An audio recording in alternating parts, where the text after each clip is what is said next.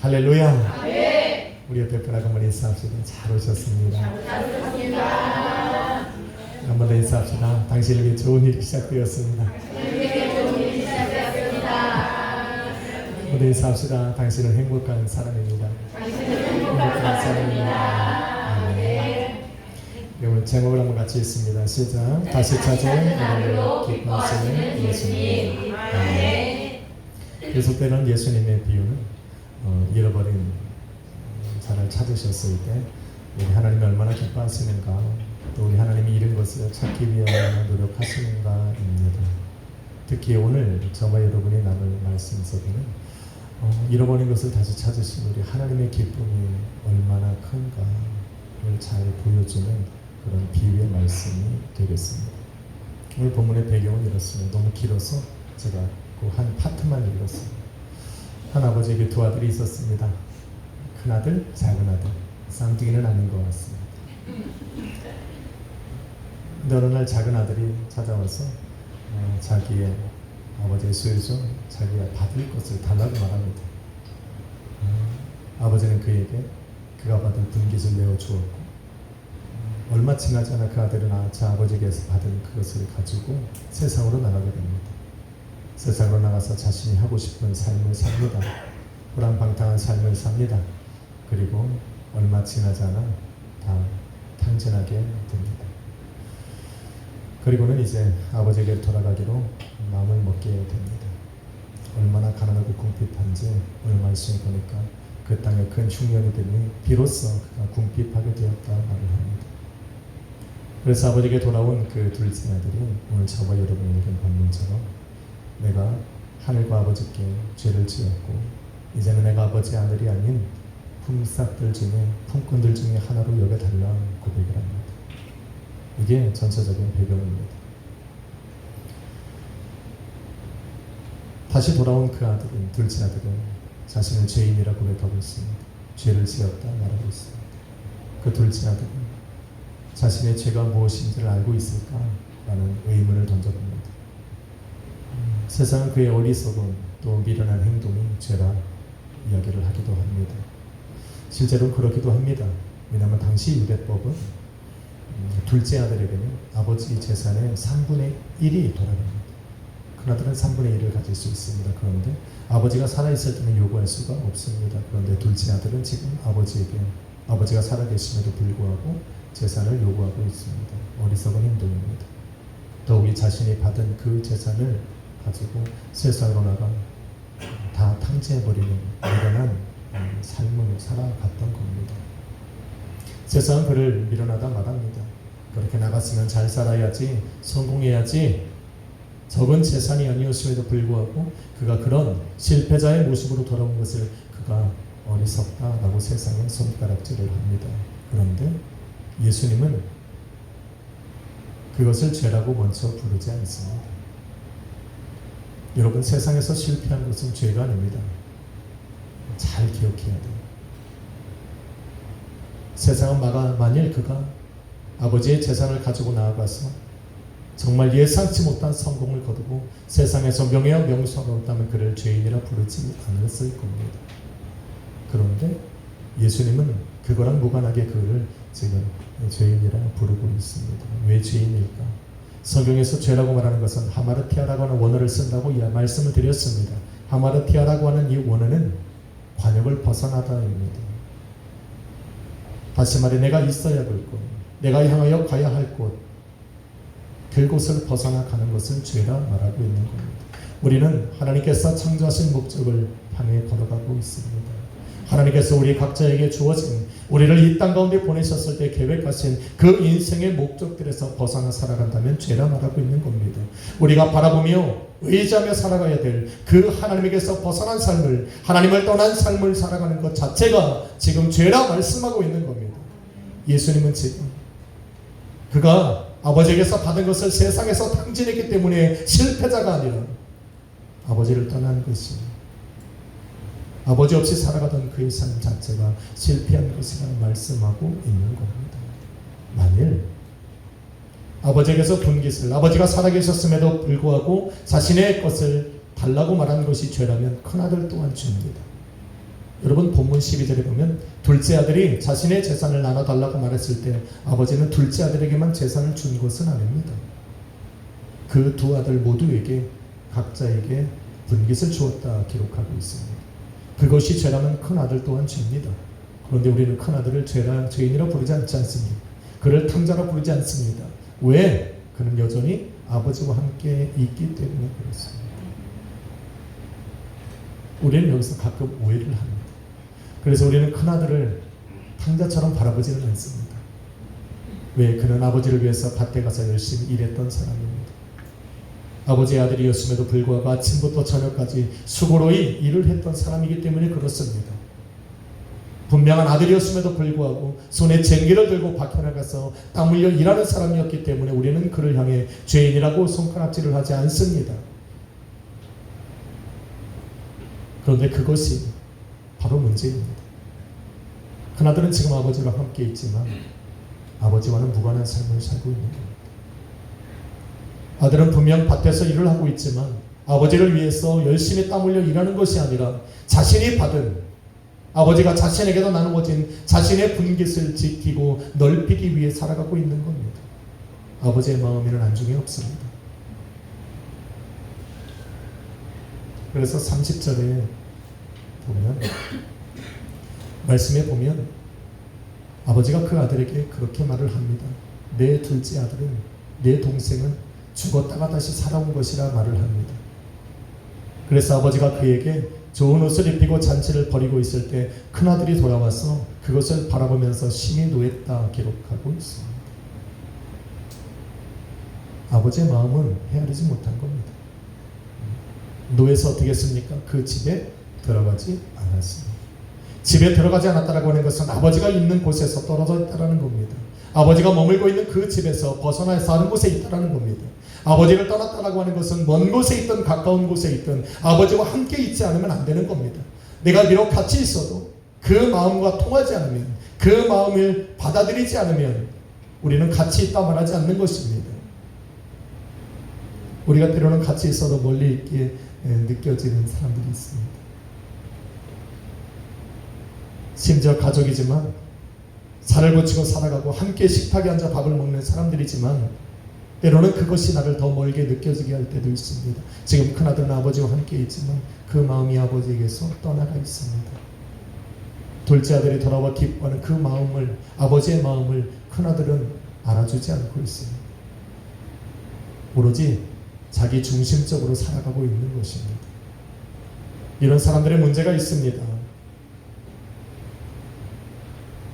아버지를 멀리 떠났던 사람, 그 둘째 아들, 자신이 받았던 것을 더 이상 의지하지 못하고 다 탕진해버린 그 아들은 아버지를 찾게 되고 아버지에게 돌아가고 싶어하고 이제는 아버지 안에서 살아가기를 원해서 돌아올 수 있지만 아버지와 함께, 표면상으로 아버지와 함께 거하고 있는 그 아들은 회개할 수는 없습니다.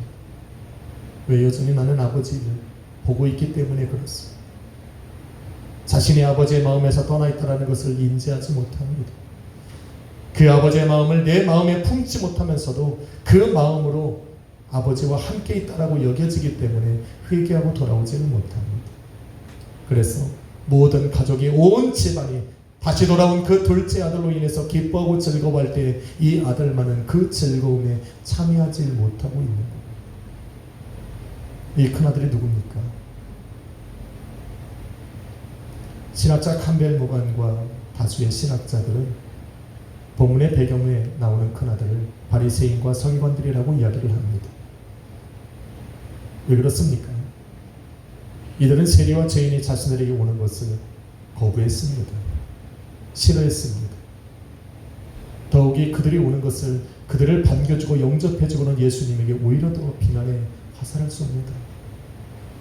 오히려 더 책망을 합니다.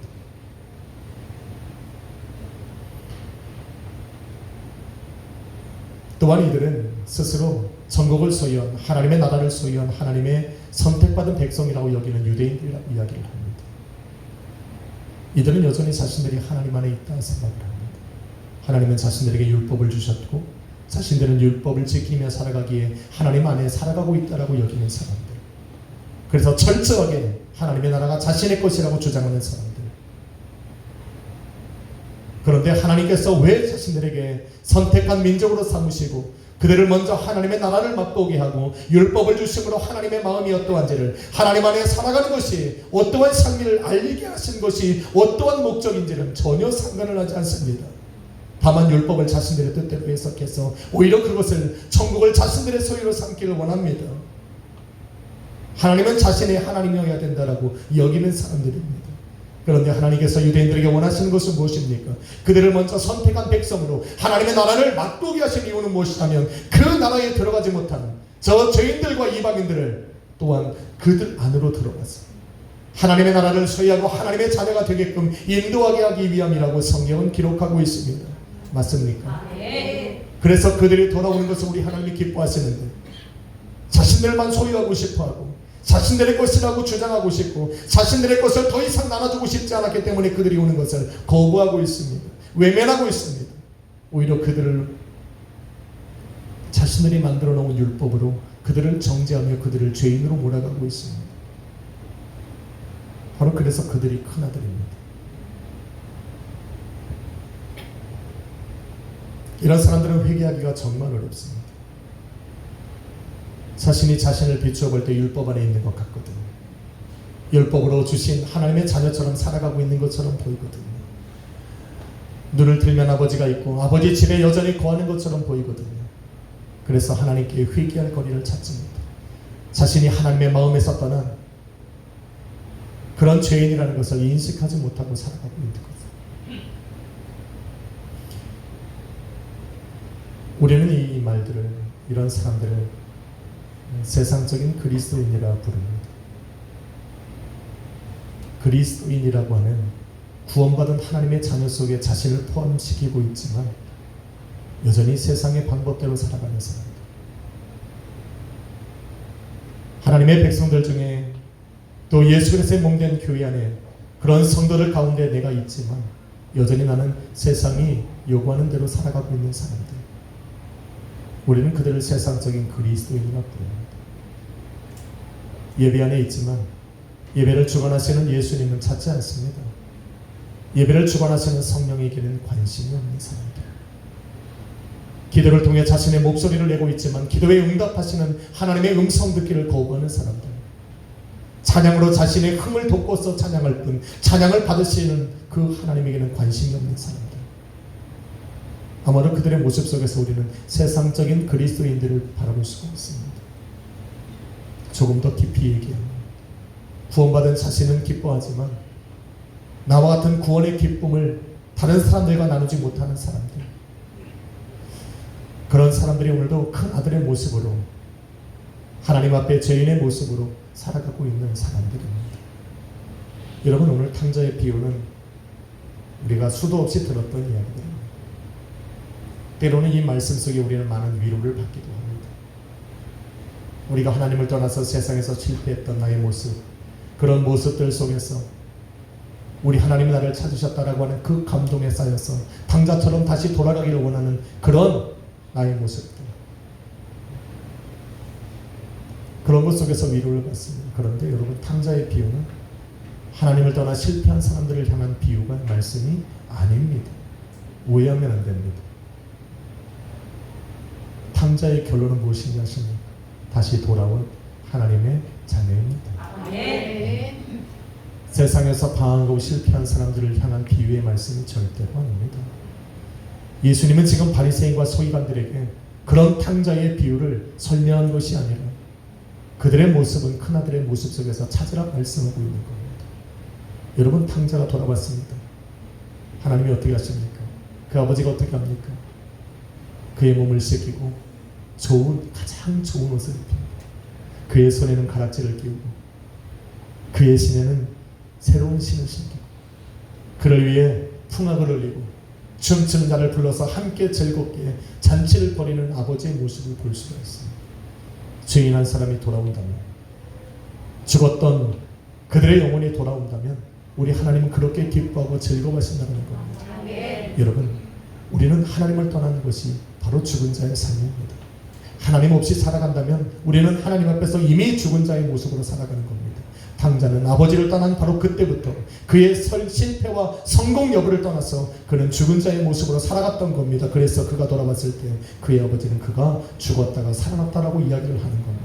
내가 잃었다가 다시 찾았다라고 이야기하는 겁니다. 우리가 만일 하나님을 떠나 살아가다가 우리가 하나님 앞에 돌아가야 한다면 바로 우리 하나님은 그런 마음으로 우리를 반겨주신다는 겁니다. 기억해야 됩니다. 그런데 여러분은 탕자가 더 이상 아닙니다. 기억하십시오. 우리는 이미 돌아온 탕자입니다. 집 나가 실패한 그런 탕자가 아니라 바로 다시 아버지께로 돌아와서 희고 깨끗한 세마포를 입은 하나님의 자녀요. 손에 금가락지를 끼고 자녀된 신분으로 살아가는 사람들이요. 또 그 발에 평화의 복음의 신을 신고 그 아버지의 사랑을 세상 가운데 증거하는 사람들이라는 것을 기억해야 합니다.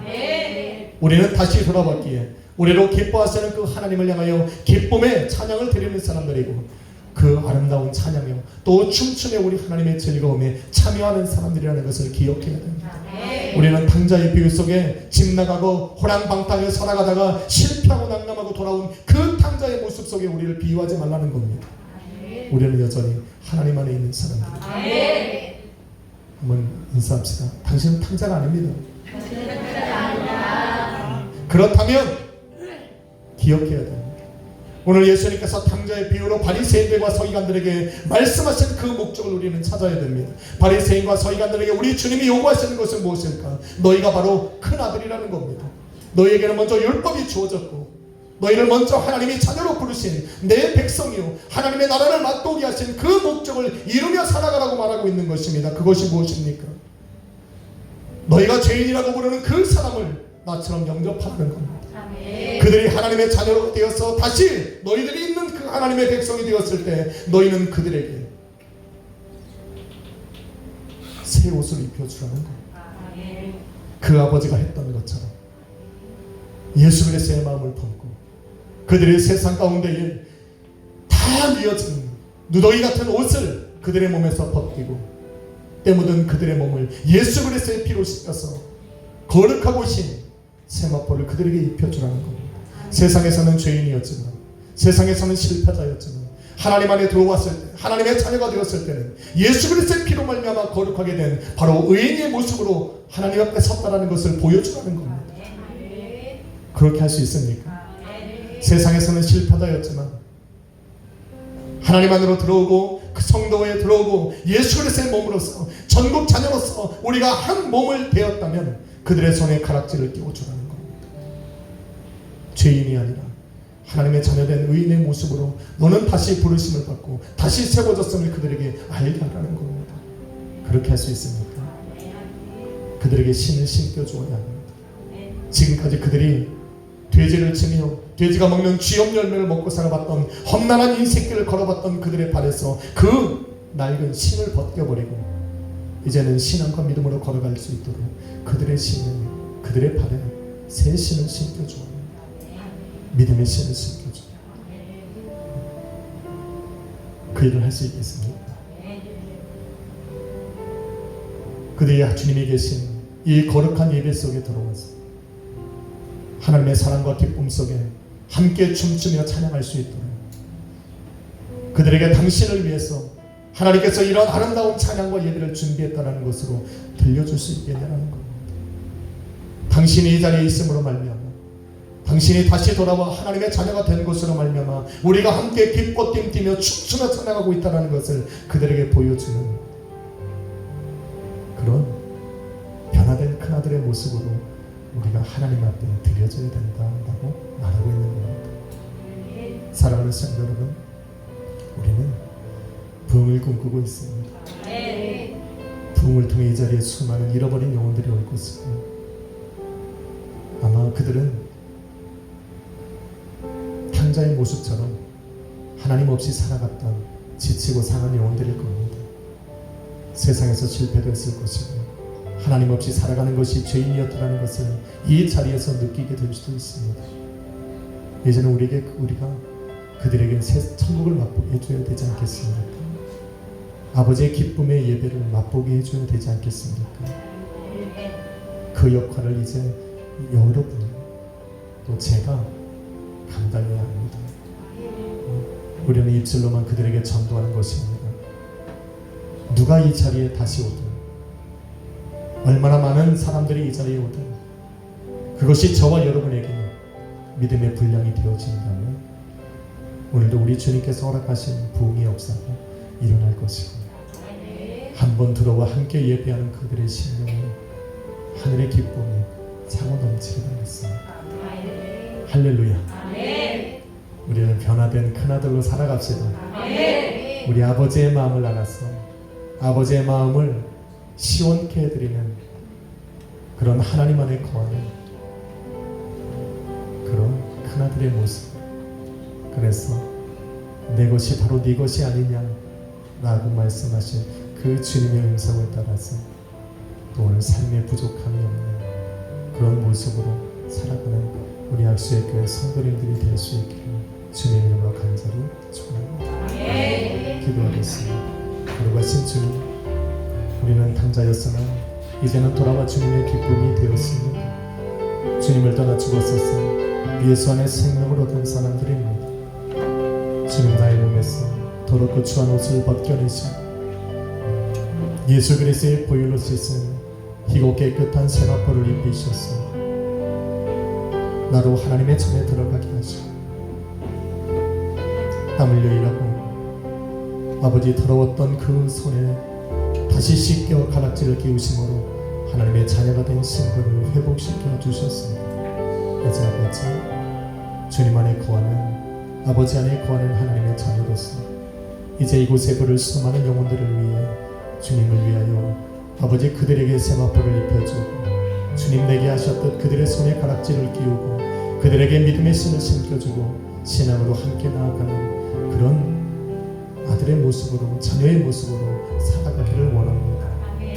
주님 계시고 오늘 이 자리에서 담대하게 우리는 일어나 다시 한번 걸어가려 합니다.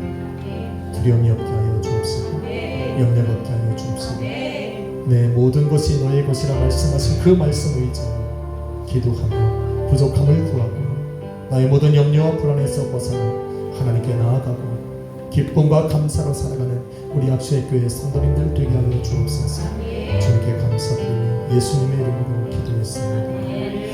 우리 아까 찬민이가 불렀던 찬양이 너무 좋습니다.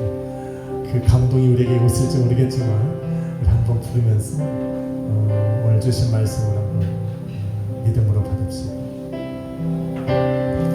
주님 나를 부르시니 두려움 없이 배에서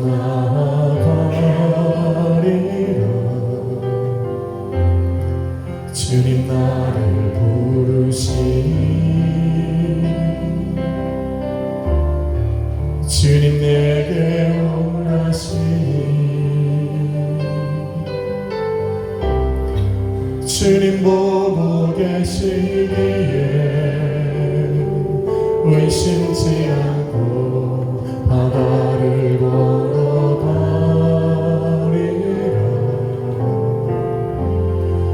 주님 보고 계시기에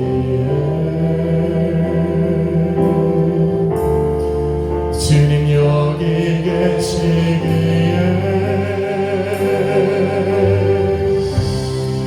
주님 여기 계시기에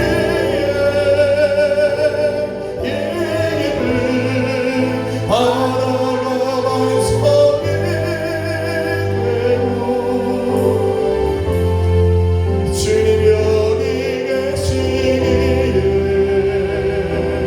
반석이 내가 걸어가리라.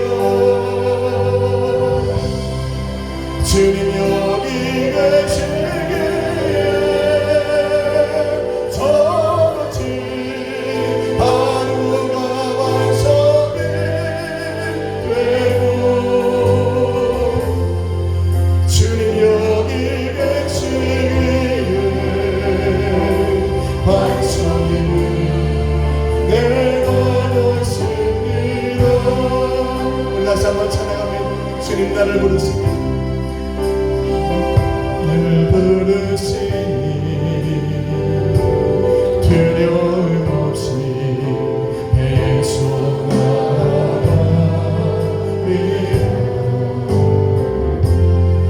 주님 나를 부르시니 주님 내게 원하시니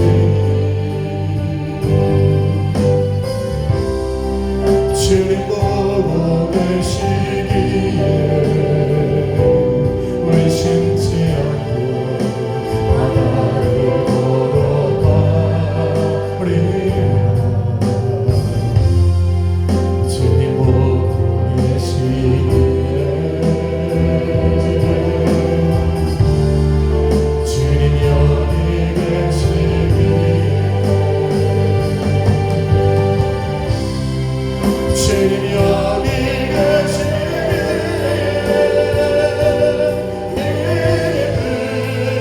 바다가 반석이 되고 주님 여기 계시기에 반석이를 내가 걸어버리라. 주님 여기 계시기에 저같이 바다가 반석이 되고 주님 여기 계시기에